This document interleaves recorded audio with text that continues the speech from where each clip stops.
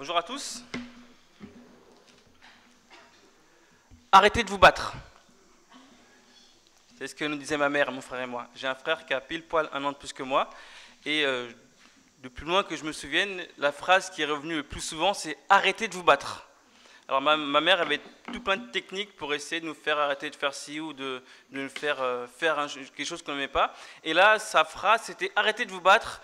Il y a un frère qui a tué son autre frère aux États-Unis parce que l'un voulait regarder Dallas et l'autre voulait regarder autre chose. Et le premier a tué le deuxième. Alors on s'est regardé, moi je me suis dit, premièrement j'aime pas Dallas, donc il n'y a pas de problème, et en plus on va pas tuer, je vais pas tuer mon frère. Et ma mère avait tellement l'impression qu'on se détestait, mon frère et moi parfois, qu'on se battait tout le temps, à une certaine époque, qu'elle avait peur qu'on s'entretue. Alors heureusement, en plus il est encore là, on s'entend très bien mon frère et moi, la correction a dû faire son œuvre finalement, mais parfois il y a des situations de famille où on a l'impression que l'un va tuer l'autre. Quand on regarde un peu de plus près dans la Bible, on a une histoire où le chapitre se termine avec un frère qui veut tuer un autre frère. Quelle ambiance! Je parle de Jacob. Jacob, c'est quelqu'un d'illustre. C'est un personnage particulier. Son grand-père, c'est Abraham. J'ai connu un de mes grands-pères, pas le deuxième, c'est quelqu'un de normal. Mon grand-père n'est pas Abraham. Le grand-père de Jacob, c'est Abraham, que Dieu a pris, que Dieu a amené en terre promise. Il a fait une promesse magnifique, tu seras l'ancêtre de millions de personnes, et toutes les nations de la terre seront bénies en toi. Abraham, il était vieux, et dans sa vieillesse, avec sa femme, ils ont eu un enfant, Isaac. Isaac se marie avec Rebecca. Le problème chez Rebecca, c'est qu'elle est stérile. Et pour avoir une descendance, c'est compliqué. Ils vont attendre 20 ans. 20 ans pour que le Seigneur donne grâce. Il va donner 2 jumeaux. Dieu a de l'humour. D'une femme qui était stérile, il donne 2 jumeaux. Jacob et Ésaü. Déjà dans le ventre de leur mère, la Bible dit que déjà dans le ventre de leur mère, ils se battaient. Alors mes enfants, mes 2 premiers enfants, quand Sophie me disait « il bouge », je mettais ma main, rien, jamais, jamais. Là, il devait y avoir tellement de douleur, tellement de peur, que Rebecca s'est demandé pourquoi. Pourquoi? Dieu lui a fait une révélation qui aurait dû changer le cours des choses. Le plus petit va dominer sur le plus grand. Il y a 2 enfants en toi, 2 nations vont sortir, elles vont se séparer. Le plus grand sera assujetti au plus petit. Le premier à sortir, c'est Ésaü, qui veut dire poilu.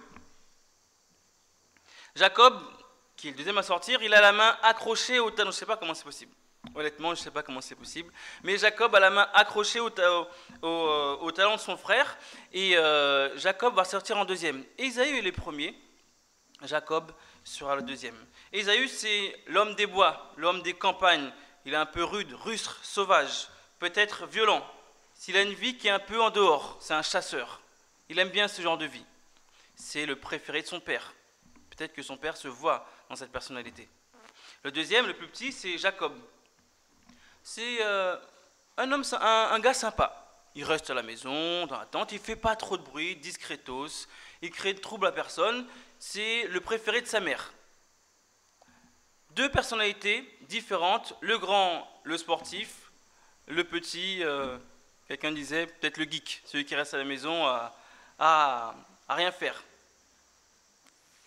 La Bible parle de leur naissance comme ça et tout de suite passe, j'ai l'impression, du coq à l'âne en parlant tout de suite d'un problème. Un premier gros problème dans cette famille. Ésaü, c'est le premier, il a le droit d'aînesse. Le droit d'aînesse, c'est quelque chose qu'on n'a plus trop aujourd'hui, c'est la dignité, l'autorité sur ses frères. Il devra être le leader spirituel de la famille, de son clan. Il va avoir une double portion d'héritage et il héritera de la bénédiction qui a été transmise à Abraham, puis à son père et à lui. Il a le droit d'aînesse. Mais Ésaü, c'est un gars un peu rustre, rude, qui vit pas mal par ses instincts Un jour qu'il a faim, qu'il revient de la chasse et qu'il revient bredouille, il va supplier son frère d'avoir à manger, un potage, du roux comme ça s'appelle dans la Bible. Jacob, c'est un malin. Il n'y a pas de souci, je te donne du potage. Tu me donnes ton droit d'aînesse, je te donne du potage. Et la Bible dit que Ésaü n'a fait aucun cas de ce droit d'aînesse. Aucun cas. Et notre histoire aujourd'hui commence maintenant. Il y a un film que j'aime bien, qui s'appelle « À la recherche du bonheur ». Ce film, c'est un gars qui est pauvre, qui lutte dans la vie pour survivre, et son ambition, son rêve, c'est de devenir courtier en banque. Et en fait, il va faire, tout le film se retrace ces étapes, justes et injustes, qui vont faire que ce gars, à la fin du film, atteindra son rêve et deviendra courtier en banque, etc., sera riche, etc., etc. À la recherche du bonheur. Parfois, dans la vie chrétienne, il y a des bénédictions qui lui sont accordées. Dieu nous fait comprendre que telle situation, je vais la changer en bien. Telle maladie, je vais la transformer. Telle personne, tu pourras épouser. Un enfant, peut-être, tu pourras avoir. Et Dieu nous fait comprendre ces bénédictions et parfois, et heureusement, on a des certitudes. Dieu va me le donner. Mais quel est le chemin que l'on va prendre pour arriver à ces bénédictions? Je vous invite à prendre vos Bibles dans Genèse 27.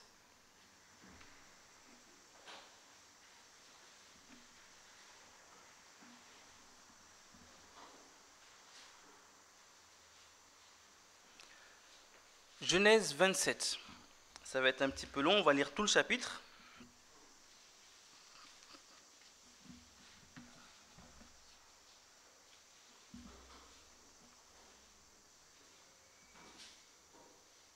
Genèse chapitre 27. Isaac devenait vieux et ses yeux s'étaient affaiblis au point qu'il ne voyait plus. Alors il appela Ésaü, son fils aîné, et aimé aussi, et il lui dit « Mon fils ». Il lui répondit « Me voici ». Isaac dit « Voici, je suis vieux, je ne connais pas le jour de ma mort. Maintenant donc, je te prie, prends tes armes, ton carquois et ton arc, et va dans les champs, et chasse-moi du gibier. Fais-moi un mets comme je l'aime, et apporte-moi à manger, afin que mon âme te bénisse avant que je meure. » Rebecca écouta ce qu'Isaac dit à Ésaü son fils. Et Ésaü s'en alla dans les champs pour chasser du gibier et pour le rapporter. Puis Rebecca dit à Jacob son fils, « Voici, j'ai entendu ton père qui parlait ainsi à Ésaü ton frère. Apporte-moi du gibier, fais-moi un mets que je mangerai, et je te bénirai devant l'Éternel avant ma mort. Maintenant, mon fils, écoute ma voix à l'égard de ce que je te commande. Va me prendre au troupeau 2 bons chevreaux. J'en ferai pour ton père un mets comme il l'aime. Et tu le porteras à manger à ton père afin qu'il te bénisse avant sa mort. » Jacob répondit à sa mère, « Voici, Ésaü mon frère est velu, et je n'ai pas de poil. Peut-être mon père me touchera-t-il, et je passerai ses yeux pour un menteur, et je ferai venir sur moi la malédiction, et non la bénédiction. » Sa mère lui dit que cette malédiction, mon fils, retombe sur moi. Écoute seulement ma voix, et va me les prendre. Jacob alla les prendre, et les apporta à sa mère, qui en fit un mets comme son père les aimait. Ensuite, Rebecca prit les vêtements d'Ésaü, son fils aîné, les plus beaux, qui s'est trouvé dans la maison, et les fit mettre à Jacob, son fils cadet. Elle couvrit ses mains de la peau des chevreaux et son cou, qui était sans poil. Elle plaça dans la main de Jacob, son fils, le mets, le pain qu'elle avait préparé. Jacob vint vers son père et dit, « Mon père !» Isaac dit, « Me voici. »« Qui es-tu, mon fils ?» Jacob répondit à son père, « Je suis Ésaü, ton fils aîné. J'ai fait ce que tu m'as dit. Lève-toi, je te prie, assieds-toi et mange de mon gibier, afin que ton âme me bénisse. » Isaac dit à son fils, « Et quoi ? Tu en as déjà trouvé, mon fils ?» Et Jacob répondit, « C'est que l'Éternel, ton Dieu, l'a fait venir devant moi. » Isaac dit à Jacob, « Approche-toi donc, que je te touche, mon fils, pour savoir si tu es mon fils Ésaü ou non. » Jacob s'approcha d'Isaac, son père, qui le toucha et dit, « La voix est la voix de Jacob, mais les mains sont les mains d'Ésaü. » Il ne le reconnut pas parce que ses mains étaient recouvertes, étaient velues, comme les mains d'Ésaü, son frère.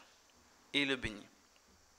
Et il dit, « C'est toi qui es mon fils Ésaü. » Et Jacob répondit, « C'est moi. » Isaac dit, serre-moi afin que je mange du gibier de mon fils, afin que mon âme te bénisse. Jacob le servit et il mangea. Il lui apporta aussi du vin et il but. Alors Isaac, son père, lui dit, approche donc et baise-moi mon fils. Jacob s'approcha et le baisa.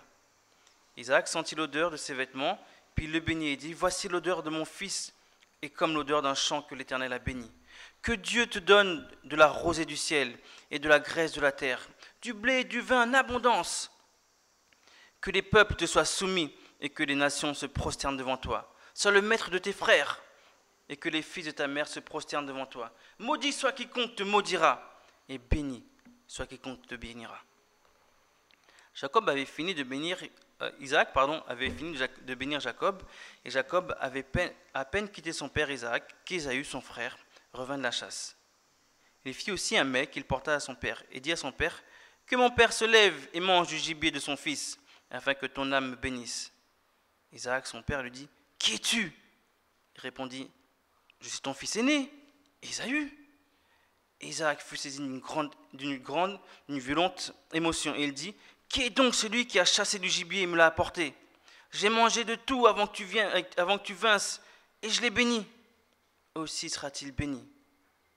Lorsqu'Ésaü entendit les paroles de son père, il poussa de forts cris pleins d'amertume. Il dit à son père, bénis-moi aussi, mon père. Isaac dit, ton frère est venu avec ruse, il a enlevé ta bénédiction. Ésaü dit, est-ce parce qu'on l'a appelé du nom de Jacob qu'il m'a supplanté deux fois? Il a enlevé mon droit d'aînesse, et voici maintenant il vient d'enlever ma bénédiction. Et il dit, n'as-tu point réservé de bénédiction pour moi? Isaac répondit à Ésaü, voici je l'établis ton maître, et je donnai tous tes frères pour serviteurs, et je l'ai pourvu de blé et de vin. Que puis-je encore faire pour toi, mon fils? Ésaü dit à son père, n'as-tu que cette bénédiction, mon père? Bénis-moi aussi, mon père. Ésaü éleva la voix et pleura. Isaac, son père, répondit et lui dit, voici, ta demeure sera privée de la graisse de la terre et de la rosée du ciel d'en haut. Tu vivras de ton épée et tu seras asservi à ton frère. Mais en errant librement ça et là, tu briseras son joug de dessus ton cou. Ésaü conclut de la haine contre Jacob à cause de la bénédiction dont son père l'avait béni. Et Ésaü dit en son cœur, les jours du deuil de mon père vont approcher, et je tuerai Jacob, mon frère. On rapporta à Rebecca les paroles d'Ésaü, son fils aîné. Elle fit alors appeler Jacob, son fils cadet, et lui dit, voici Ésaü, ton frère, veut tirer vengeance de toi, en te tuant. Maintenant, mon fils, écoute ma voix. Lève-toi, fuis chez Laban, mon frère, à Charan, et reste auprès de lui quelque temps, jusqu'à ce que la fureur de ton frère s'abaisse, jusqu'à ce que la colère de ton frère se détourne de toi, et qu'il oublie ce que tu lui as fait. Alors, je te ferai revenir. Pourquoi serais-je privé de vous deux en un seul jour? Rebecca dit à Isaac, je suis dégoûté de la vie à cause des filles de Heth. Si Jacob prend une femme comme celle-ci parmi les filles de Heth, parmi les filles du pays, à quoi me sert la vie? Triste histoire, non? Triste histoire.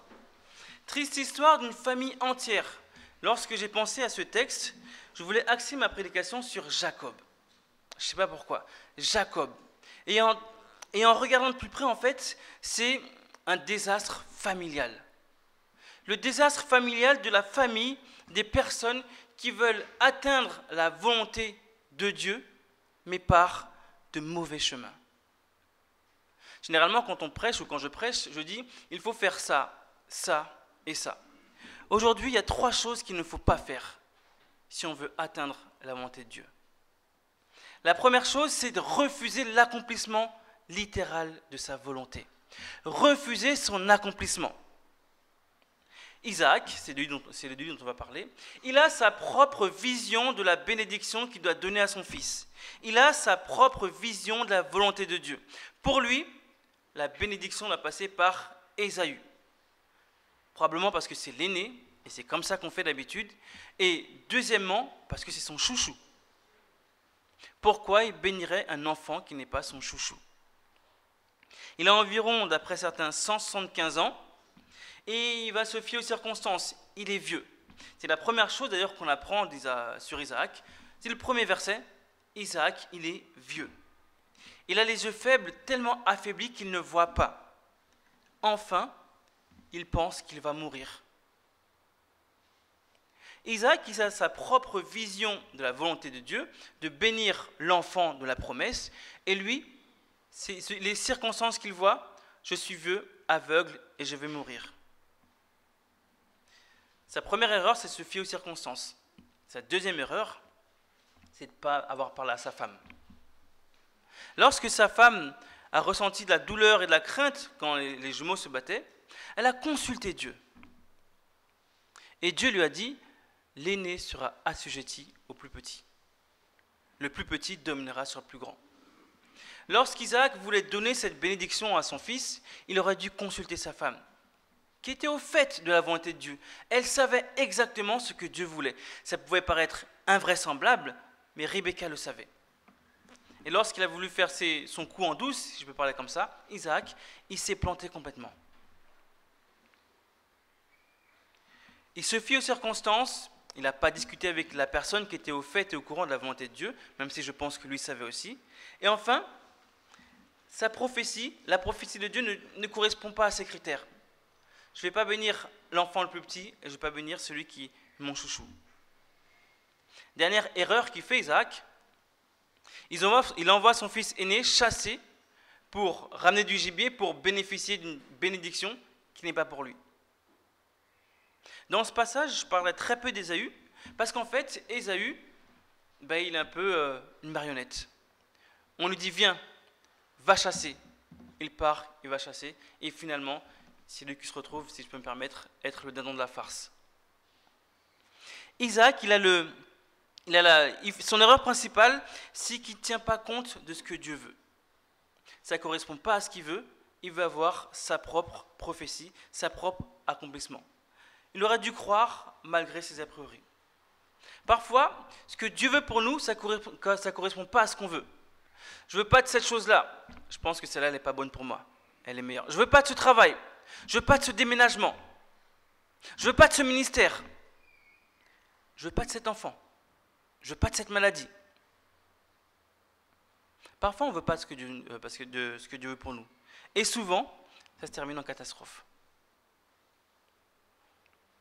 La première chose qu'on voit dans ce texte, c'est que Isaac refuse l'accomplissement de la prophétie de Dieu. Mais ce n'est pas le seul fautif dans l'histoire. La deuxième chose qu'on voit, c'est que Rebecca réagit de manière impulsive, irréfléchie. Alors, je ne sais pas si c'est de coutume dans la famille, mais Rebecca, elle écoute aux portes. Et quand elle entend qu'Isaac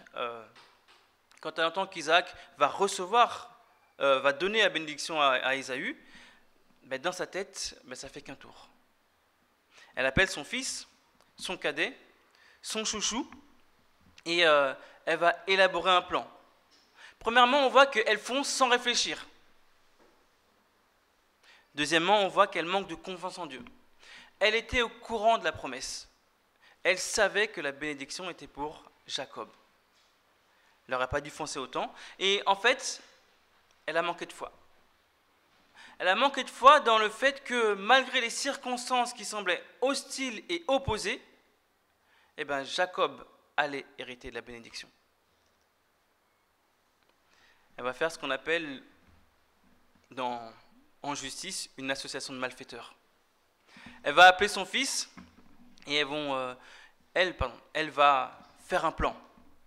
Tu vas te faire passer pour Ésaü. Tu vas te déguiser. Je vais te maquiller un peu avec des peaux d'animal, de chevreau. Je vais lui faire la cuisine et tu vas aller te présenter. Et tu vas aller mentir en fait. Tu vas aller tromper. Tu vas aller lui dire, je suis Ésaü. C'est moi qui vais recevoir la bénédiction.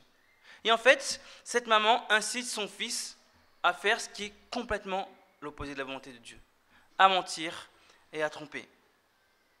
Verset 10, elle aussi, elle croit que Isaac va mourir. Et c'est peut-être pour ça qu'elle panique un peu, qu'elle perd les pédales, qu'elle perd pied, qu'elle est impulsive. Elle cuisine le plat que son mari aime. Elle va insister auprès de Jacob malgré l'insistance, malgré les réticences. Jacob dit, mais si mon père me reconnaît, je vais passer pour un menteur. Je ne suis pas velu comme mon frère. Elle va insister en disant, tu auras les vêtements et tu auras des peaux sur toi, des poils. Elle déguise son fils, elle le recouvre de poils, elle lui met les plats dans la main et elle l'envoie. Elle agit de manière impulsive. À la fin du texte, toujours de manière aussi impulsive, elle va organiser la fuite de Jacob. La supercherie a été démasquée, le mal a été fait, et au lieu de vouloir rétablir et d'amener le pardon, impulsivement, elle va organiser la fuite de Jacob. Plus de 20 ans, il va fuir Jacob. Plus de 20 ans. Parce qu'elle a été impulsive.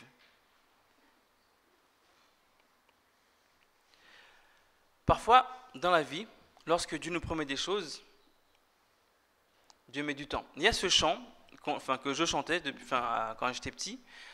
En son temps, ce que Dieu fait est parfait en son temps. Parfois, on a envie que les choses nous arrivent directement dans la main. Parfois, on veut que les choses ne prennent pas du temps.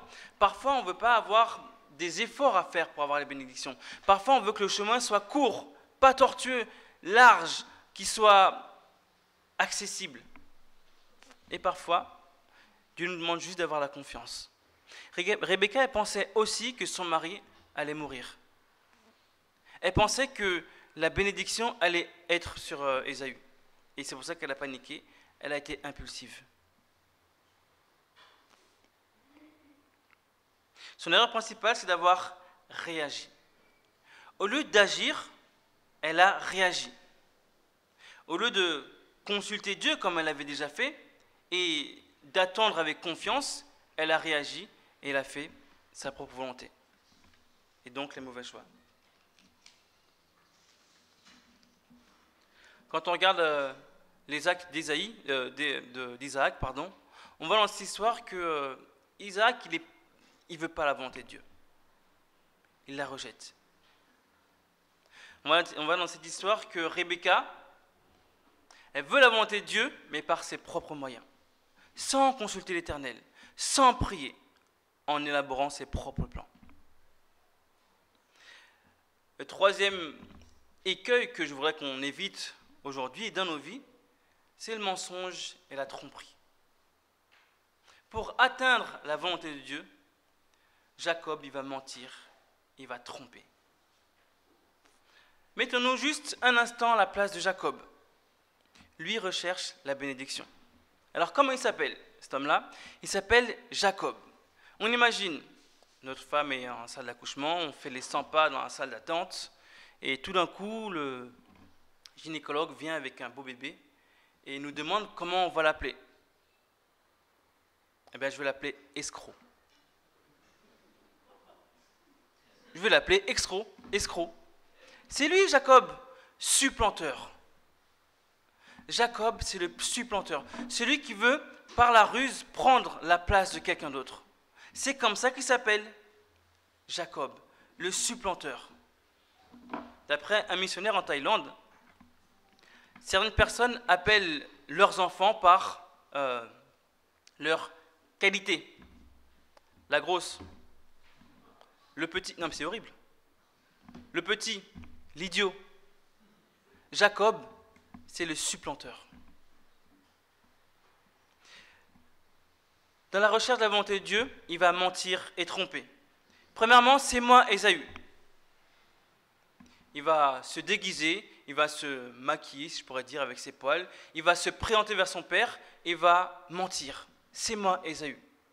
Alors, j'ai eu l'impression qu'il ne voulait pas mentir. Au verset 12, il dit à sa mère qu'il ne veut pas passer pour un menteur. Si je me fais surprendre, je vais passer pour un menteur.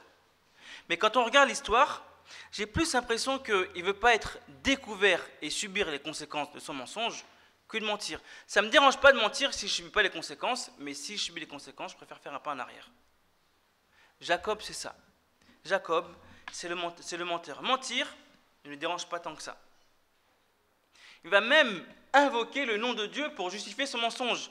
Isaac lui dit, mais tu es déjà de retour? Tu as chassé aussi vite? Oui, l'Éternel, ton Dieu, l'a fait venir le gibet devant moi. Jacob, c'est le menteur. Et lorsque le mensonge ne suffit pas, Jacob, c'est le trompeur. La voix est la voix de Jacob. Alors Isaac il va chercher. Approche-toi par deux moyens. Il va le toucher, il va voir que cet enfant-là, il est velu, il est poilu. Il va le sentir, je ne sais pas ce qu'il devait chasser, Ésaü, mais en tout cas, il y a une odeur particulière. Et les vêtements d'Ésaü sentent cette odeur particulière. Et lorsque Jacob va porter ses vêtements, Isaac va reconnaître cette odeur. Jacob l'a réussi, il trompe. Et grâce au mensonge à la tromperie, versets 27 à 29, il obtient la bénédiction. Grâce au mensonge et à la tromperie, il obtient la bénédiction.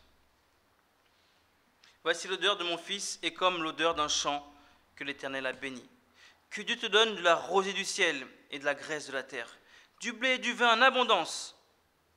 Que des peuples te soient soumis et que les nations se prosternent devant toi. Sois le maître de tes frères et que les fils de ta mère se prosternent devant toi. Maudit soit quiconque te maudira et béni soit quiconque te bénira. Verset 37, on peut résumer par cette bénédiction en disant « Voici, je l'ai établi ton maître et je lui ai donné tous ses frères pour serviteurs. Je l'ai pourvu de blé et de vin. Que puis-je faire encore pour toi, mon fils ?» Il lui a tout donné. Tout donné. Par sa ruse et par la tromperie, il a tout reçu. L'erreur de Jacob d'être injuste pour bénéficier de la bénédiction de Dieu. Il y a 3 moyens, 3 écueils qu'on doit éviter.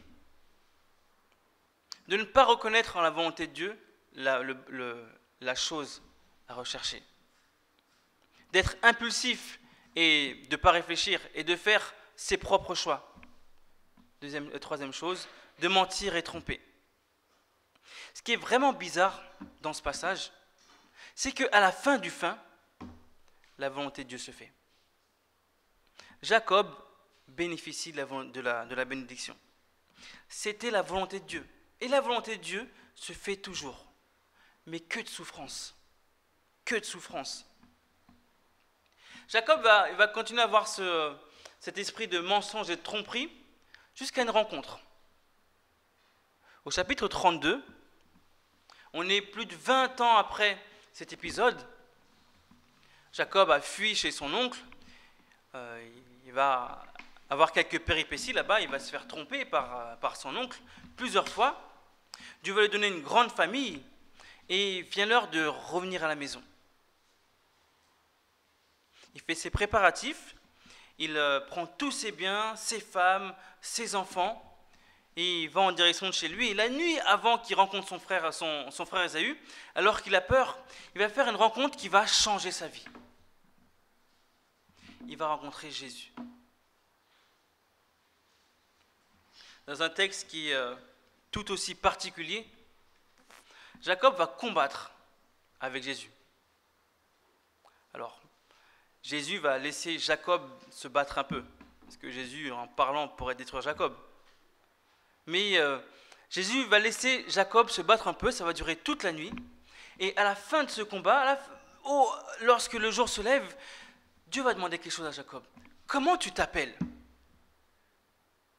Je m'appelle escroc, supplanteur, menteur, trompeur. Et cette rencontre avec Jésus va transformer Jacob. Tu t'appelleras plus Jacob, mais tu t'appelleras Israël. Alors pas mal d'interprétations pour ce nom. Certains disent celui qui a combattu avec Dieu. Dieu combat, celui qui est avec Dieu. Quelqu'un a donné cette interprétation, Dieu règne. Dans tout ce que tu feras, Dieu règne. Et lorsque Jacob a fait cette rencontre, il a été transformé. De supplanteur, d'escroc, de menteur, de trompeur qu'il était, il est devenu quelqu'un dans la vie duquel Dieu règne. Et ça l'a complètement transformé.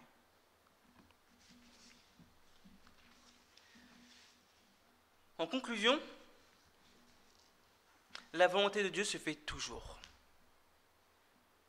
Nous n'allons pas changer les plans de Dieu. Quelle était la volonté de Dieu? L'Éternel lui dit à Rebecca, 2 nations sont dans ton ventre, et 2 peuples se sépareront au sortir de tes entrailles.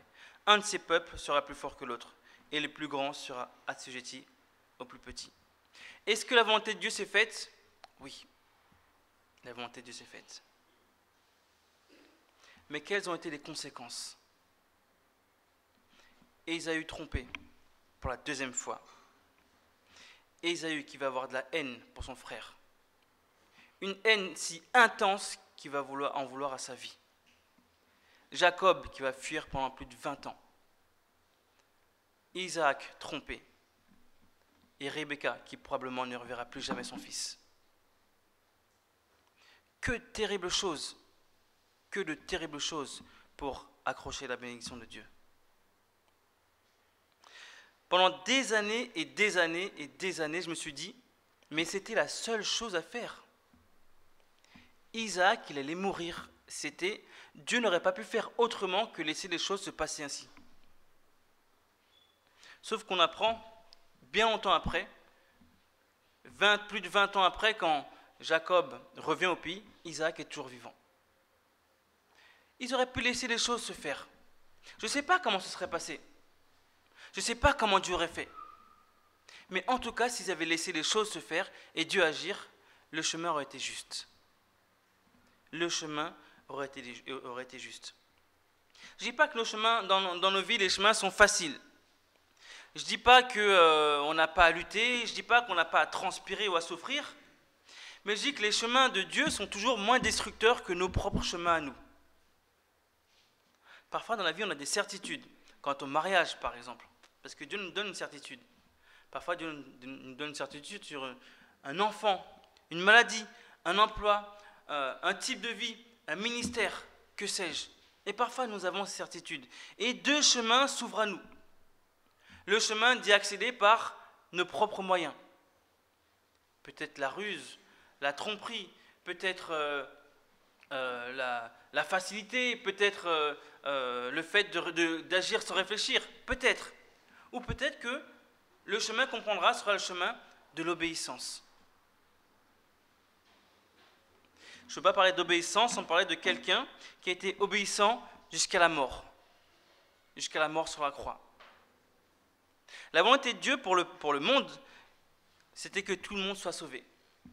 Et sur ce chemin du salut, Jésus-Christ, Dieu fait homme, a dû vivre une vie de douleur, de malheur, d'abandon, de rejet, d'incompréhension, de souffrance, de mort sur une croix et d'abandon de son Père. Ce n'est pas la vie que Dieu nous réserve. Heureusement, quelqu'un l'a fait pour nous. Mais par son obéissance, nous obtenons le salut. Par mon obéissance à Jésus, à Dieu, j'obtiens de manière plus simple et moins terrible et moins destructrice les bénédictions que Dieu a pour moi. Que Jacob ait la bénédiction, c'était un fait qui était acquis. Qu'il ait de manière mensongère et trompeuse, c'était sa volonté. Quelle va être ma volonté? Est-ce que je vais faire mes propres choix ou est-ce que je vais pratiquer la justice? Celui qui veut obtenir de la bonne manière la bénédiction de Dieu, pratique la justice. Pratiquons la justice et l'obéissance. Amen.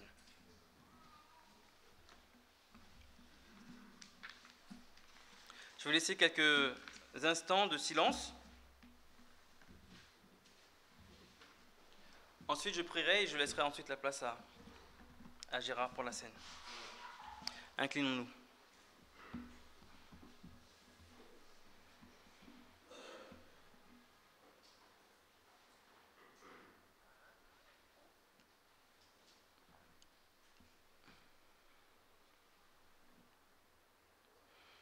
Seigneur, sur le chemin de la vie, tu places devant nous des choses, Seigneur, qui sont bonnes pour nous, des bénédictions, des choses qui nous font grandir et qui nous font nous rendre compte que tu prends soin de tes enfants, Seigneur. Seigneur, le chemin pour arriver à ces bénédictions est parfois difficile, parfois houleux, Parfois, nous passons par la vallée de l'ombre de la mort, Seigneur. Seigneur, merci pour cette certitude que tu ne nous abandonnes pas et que tu feras ta volonté, Seigneur. Aide-nous maintenant à avoir confiance en toi, avoir envie de t'obéir et avoir envie d'être juste. Aide-nous aujourd'hui, demain, Seigneur, et cette semaine, cette année, à avoir l'envie d'être juste, Seigneur, pour recevoir tes bénédictions. En Jésus-Christ, Amen.